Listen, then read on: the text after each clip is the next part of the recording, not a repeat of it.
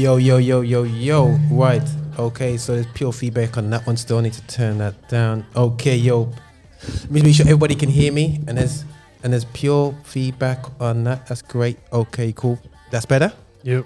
Yo, can you hear me, H? Yeah, cool. I feel like I'm just proper distorted, man. You know what I'm saying? But it's the way it goes anyway still, yeah. So, listen, guys, right, I am just settling into this whole situation here still, just getting used to all this anyway, because this is the HipHop Takeover.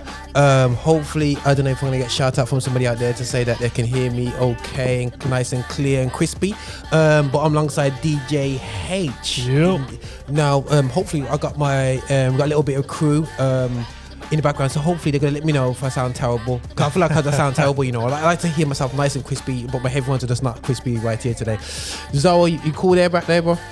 Oh, okay, yeah, man. Feel no way to use the mic, bro. You know what I'm saying? Listen, guys, you know what I'm saying? I don't wanna mash Zorro up and H up. I wouldn't say that they only can play hip hop because I know both of them have got. I'll put it in the description numbers for them to contact if you want a wedding or a birthday. And I'm sure they can flex it up anyway. Still, you know what I mean.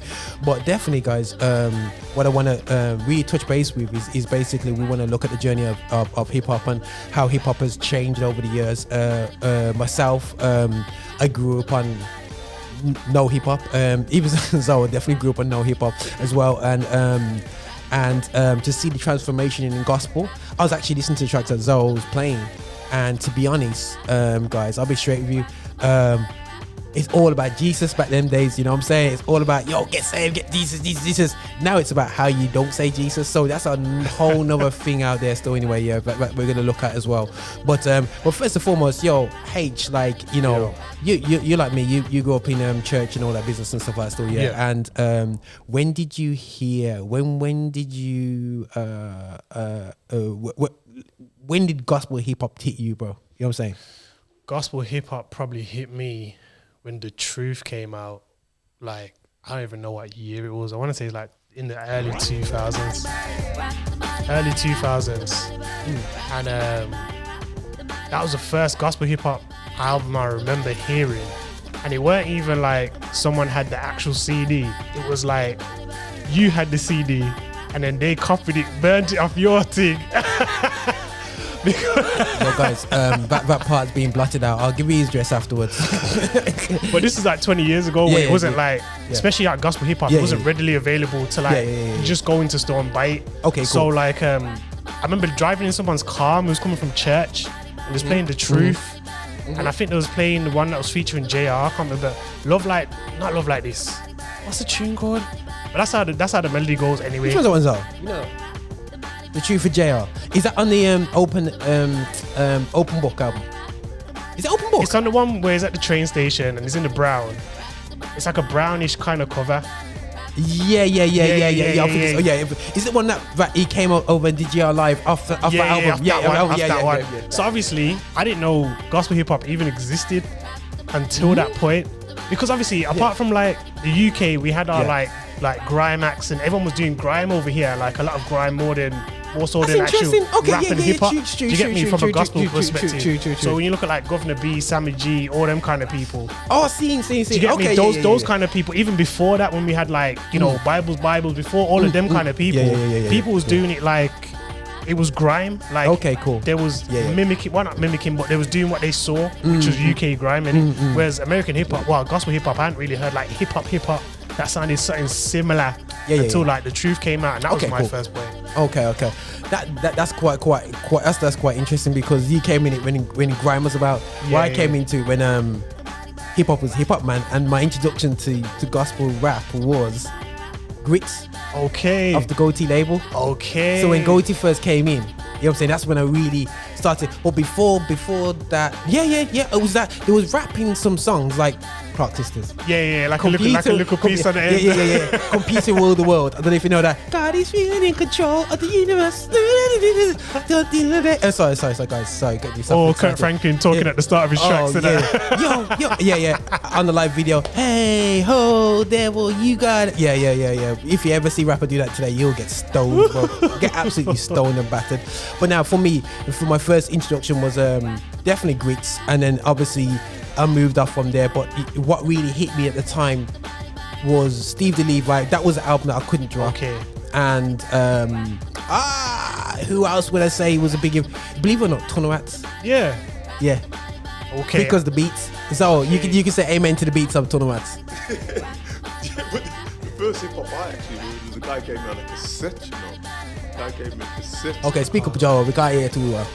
Sorry guys. Zo. Can you get me? Can you hear me? Yeah. Talk dynamite. Yeah. Yeah, the first hip hop I heard was a cassette that my friend Tim Morrison gave me, and it was Corey Red. Okay, yeah. Market East. Yeah, and a guy called King Size. I'll see if I can dig out some of his stuff later. Back in the day, man. Yo, we heard of King James. We heard the new King James. But I tell you what, I heard of King Size. I'll dig out some of his stuff later. Yo, listen, man. But you know, it's quite interesting because H is talking about from the grime and Sammy G and the influence of the guys around you at that time. And it's amazing. I don't even think they knew what impact they made. I don't to this day. I don't think they knew how big they could. And everyone said, "Oh, you could have been big," but they don't realize a generation that they affected. You know what I'm saying? You know what I'm saying? And open up, you know, especially in Birmingham. It's not until you go around and even London, Sammy G, you know what I'm saying, and all these different things, and it's absolutely definitely crazy to know what rap. And I think we call this hip-hop takeover, but I think we have to realize the fact that basically this is it's really defined itself as rap industry now. Yeah. You know what I'm saying? You know, hip-hop is almost like US stuff. I can't even bring over US artists anymore because man not even interested in US acts anymore. You know what I'm saying? US rap. You know it's true because a lot of people feel like in the UK we should have enough, or people feel like we've got enough. So you bring someone over, like say for example, just say you bring over John from America, who's a rapper. Yeah. You bring over John might not sell nowhere near as much tickets as Still Shady. Still Shady's from the UK. But John Keith is cold though. But John. Not that John. But the thing is, but that's a fact though. Yeah. Because if John goes to me, because I've been hitting gigs and bro, John Keith comes to me, yo Zorro, what you reckon? Has John Keith got a fan base over here? Yeah. Who? John Keith. John. Okay, that was a secret one. I don't know, but I'm not one.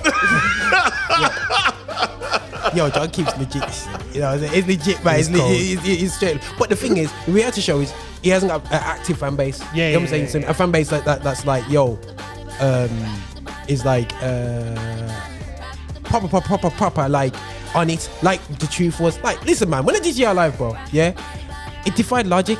Not because Roger did DJ Live. I was told before the gig, what you doing? There's no singers.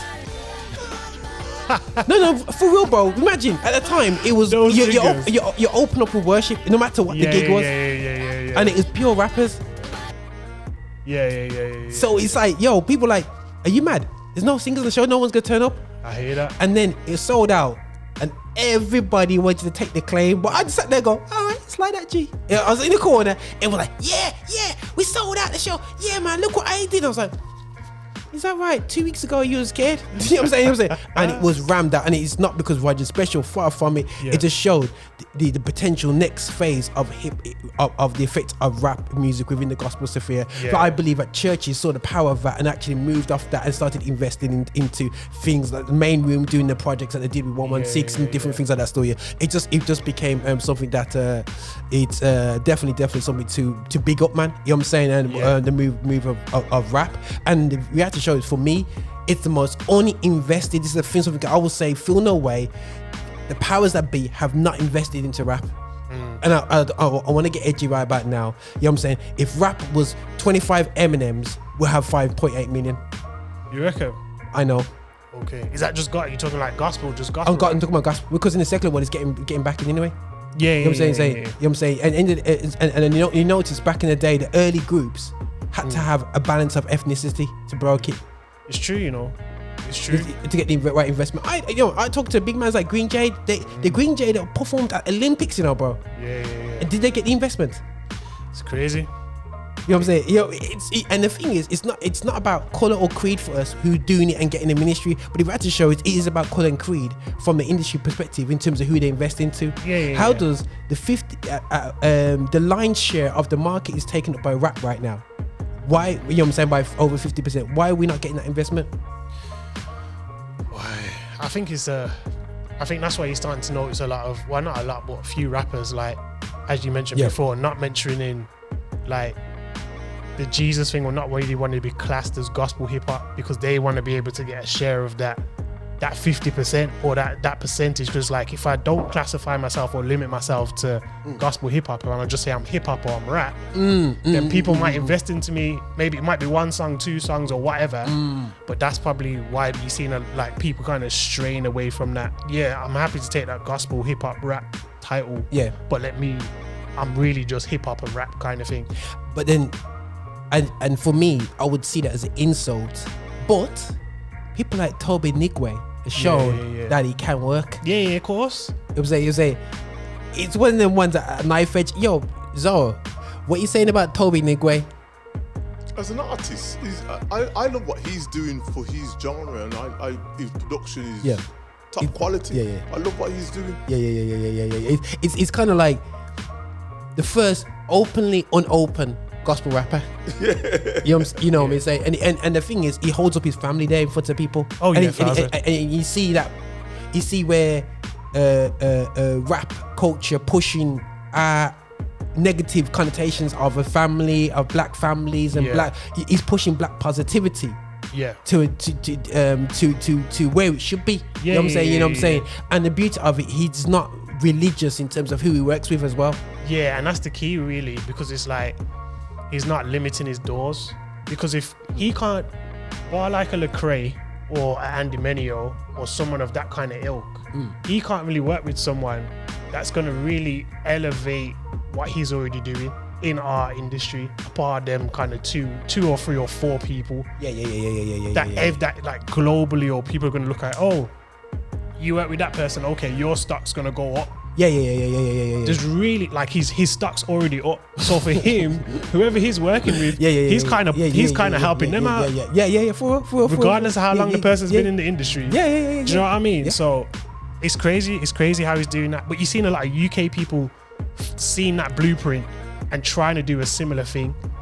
But the thing is, that blueprint don't work in the UK for me. It don't work because the America have the market for that. So America's very heavy.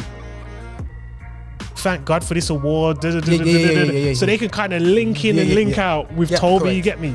Whereas here in the UK, it's very rare you'll see that in the award shows or whatever. So it's hard to kind of link into something that don't really exist. Does that make sense?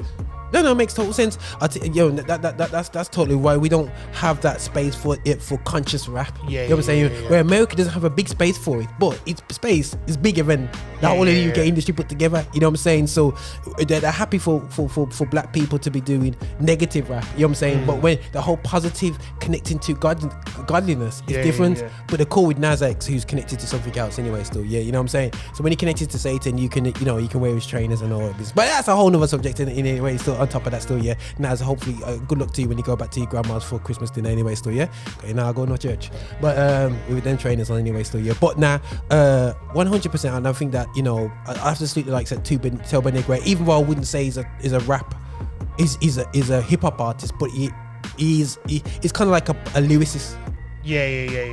Definitely. You say lyricist, or would you say he's hip hop? It depends on what song you've heard.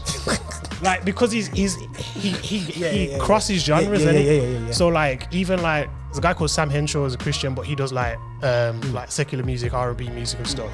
And he's got a song with Toby, but the song's very R&B kind of thing. It's not like similar one we were talking about before, in terms of like, back in the day you'd have a singer and then you'd have like an artist rap on the end of the song or in the middle of the song. So it's similar to that. But when you listen to like Toby just in general, you're kind of thinking, okay, he has a hip hop, or his song that he just won an award for, the Fire. That song, that's people class as hip hop. That track's blown up, bro. Listen.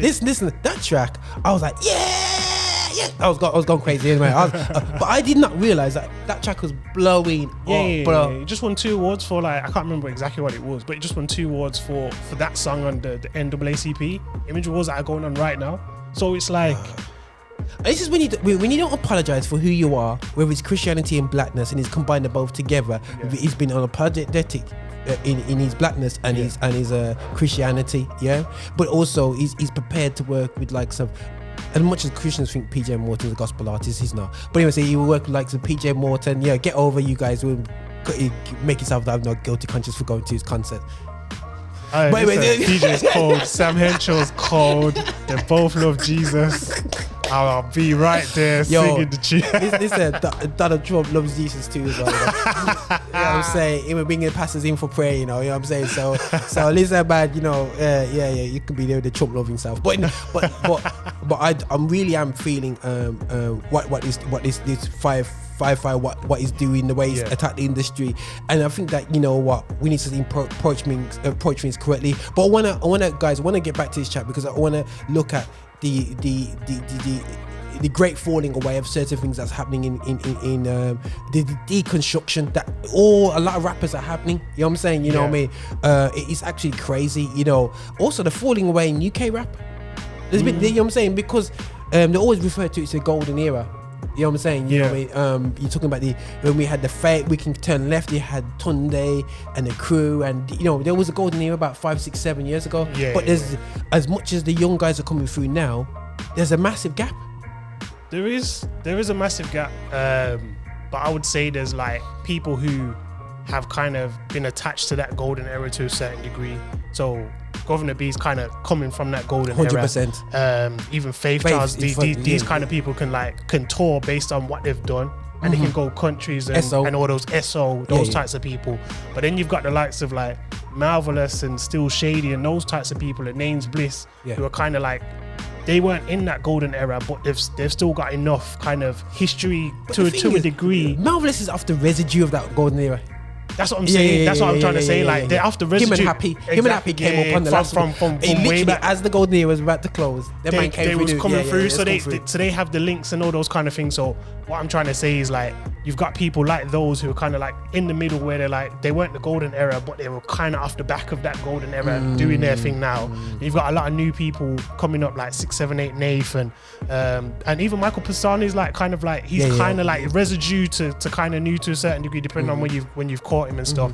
But you've got a lot of people, you know, Marco, these are all like a lot of like D Witness, all these different types of people, Gunny, all these different type of people that you've got that are coming up now.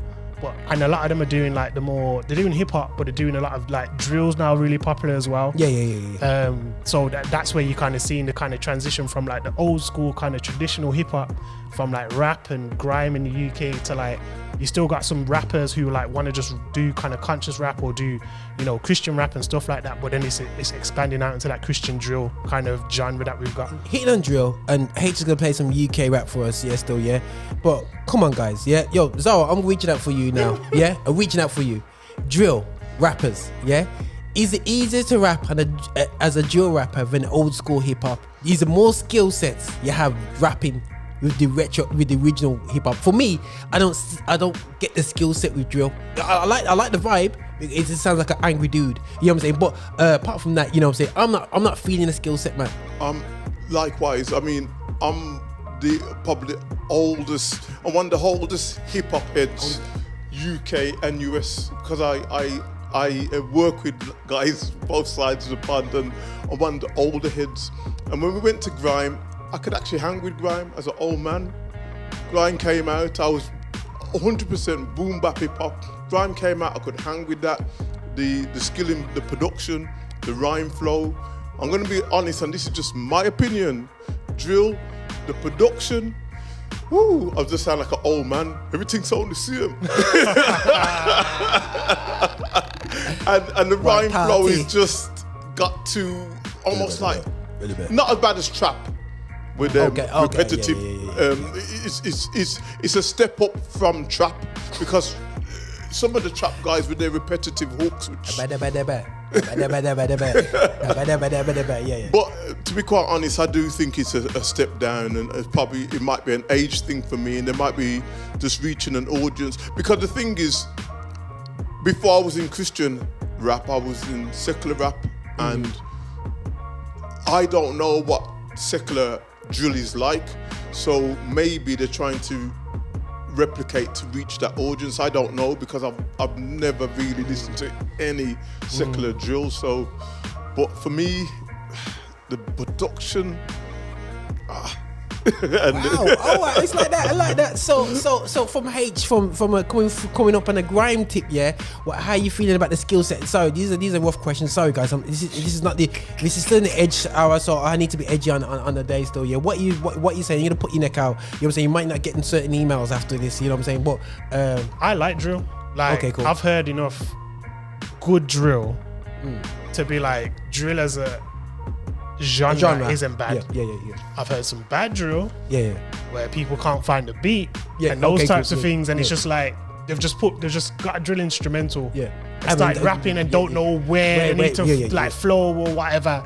I think the eloquency in terms of drill is that it's very melodic, so you still got to kind of have like a singing kind of mentality in terms of how you ride the beat, because although it all sounds the same, like there's a certain way and certain cadence that you have to rap on drill, which makes it a little bit different to grime. I don't think like the skill sets that we had in gospel or secular grime really, you know, I think that surpasses kind of drill, because like you can make the same drill kind of song over and over. I remember listening to the radio the other day, and this artist came out with a new drill song, and I was like, hold on, this sounds like the one that they released last year. Yeah. And it sounds like the one that they released the year before that. Like, so it's like you can have that repetition, but in terms of drill as a whole, people can, if you listen to like certain cadences, certain artists and those types of things, especially even like from a gospel drill perspective or Christian drill perspective, we've got artists who can do the drill thing or can do the rap thing, so you can hear the difference in their cadence on the drill because they've got another kind of facet to their So who shows that skill? 678 Nath is cold. Okay, cool. He's one of the people that I'm looking at and I'm like, yeah, this guy is great. We've got Canola as well, who's got a song with Limo Blaze. He's really good. Like he can do a mixture of the both. Can he? Yeah. He can do a mixture of the both. He scares me though, bro. Yo, demons have to flee. Yeah, get out of the house. Yo, big up to Canola still anyway. But yeah, so 678 Nath, Canola. There's a few others which you hear today. I'm mixing a little bit of drill today. What you saying about Rebs? Rebler, Rebler's cold as well, but Rebler's He's a grime, but he's a grime head. Rebler's not we're just seeing him now, like a lot more prominently. You get me? But like Rebler is a grime kind of rap head. He's a, you know, I look at the likes of like secularly like Getz and Kano, and I look at that being his kind of era. Does that make sense? But he's just being more prominent now, and he's just been able to. This is what I'm trying to say about the drill stuff. Rebler can do the drill, and he can do the rap. So you can hear the difference in his cadence, so it don't sound like it's all repetitive, because you know that's why I like. I don't mind rappers that can flex over the different styles, the different elements of. That's when I go, Let me and it'd be interesting to see how many of the guys could drop on top of a hip hop beat. Because I feel like even Still Shady, even though he's not drill, he's got a couple of drill songs where it's like, let me show you my skill and ability to rap over this. He's praise and worship rap, you know what I'm saying? Praise and worship rap. He's hip hop praise and worship. No, hip hop. He's UK rapper praise and worship. But this is what I'm saying. Like, there's certain people, if you look at and you listen to them, you can hear like, okay, this isn't. The beat might be the sound quite similar to everything else I'm hearing, but in terms of like how you're flowing on the beat and how you're like putting in your words and stuff like that, and the cadences and stuff like that, you kind of think, okay, you're different. Let me hear something else that you do, kind of thing. You know, I'm somewhat concerned about, like, come on, bro. Like, you know, is Melly, man? What you saying about Melly, bro? You know what I'm saying? Because Melly was bringing out beat after beat before COVID, you know, bro. Like, literally every month he was bringing out a beat. You know what I'm saying? Sorry? Melly, but Marvelous. Oh. Marvelous, Marvelous, or me? The thing Marvelous, Medalist. You just don't know what a guy is going through. If you're not full time, if you're not a full-time minister, even if you are, you still got to balance a lot of stuff, family life, church life, all the rest of it. So you don't know people's personal circumstances to keep churning out the tunes. But I just want to touch back on the drill thing. Yeah. Okay. Just in case anybody starts slaughtering me. But like, all I'm going to say, right, is just go to my last 10 shows on YouTube, check them out. I'm doing 5-6 a week. I'm doing 25% drill on my show, you know. So as much as saying it's not my favourite style, I'm still repping it hard. Yeah, guys, I just think it's easy as a mix. for someone like me, still, it's 140 BPM. 140 BPM. Auto sync that bad boy, and I'm like, don't say sync to me, you know. Listen, bro. I've been DJ since 1988, and sync is a swear word. Listen, I've been a DJ since 2020. And auto sync is what I paid for, but I must admit, I was messing about with Eskimo rhythm. I was just messing about with some youngsters and stuff. I said, let me, when Mellows does his he gets a rhythm and he gets all the acas on top of it. Yeah. So what I did, I said, okay, right, let me get these rhythms. Yeah, let me get Eskimo rhythm. So I go do. So I just zeroed it all out. And then I go, hold on a second.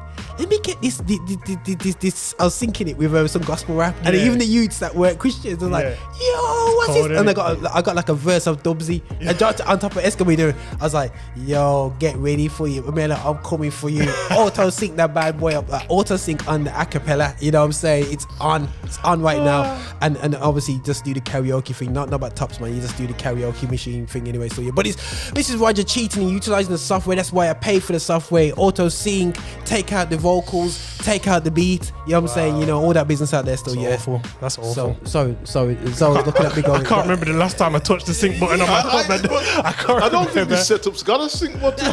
This is my 1988 Techniques don't have a sync button. Listen, man, your 2020 iPad Pro has a sync button and it's proud about it still. Anyway, so yeah. But listen, guys, we're gonna get back into Zorro, get into some tracks, and the lineup. DJ H who's gonna lead us into some UK worship. Some Becca Folks, some Noel Robinson. Sorry, but due to the documentary coming out, we won't be doing no Hillsong, and certain investigations are going on right now. So, what I'm saying, pending investigation, and whether they found guilty or not, we will start playing Hillsong again. Sorry, I am just sorry, guys. If anyone knows me, it's just that's just what Roger goes on anyway. So, but Zorro, I don't know if you got like a track lined up ready. Well, see this track playing in the background? That's a little king size thing going on there. But what I'm going to play the track that was actually on the tape, which, even though this cassette had loads of hardcore. By the way, where's the hip hop, right? The track that King Size was on was with Ann Nesby, so it's got a kind of R&B hip hop thing going on. And I got it lined up. I got the actual track that was on that something back in 2000 or whenever it was. Yeah. So I'm gonna drop that for you first and foremost. It goes a little something like this. Ann Nesby, King Size, let's go. The life I live is strange from blank range. Don't know what it was that caused a thought to change. First I was popping cats, now I'm loving cats. What's the tale? I'm bleeding laps, spitting these raps. What's the app? I know the deal. Affection's artificial, but. Thank you for listening to this content. If you liked it, please don't forget to like, subscribe, and make a comment down below. Or even more so, check out our website www.affinityextra.com for more information.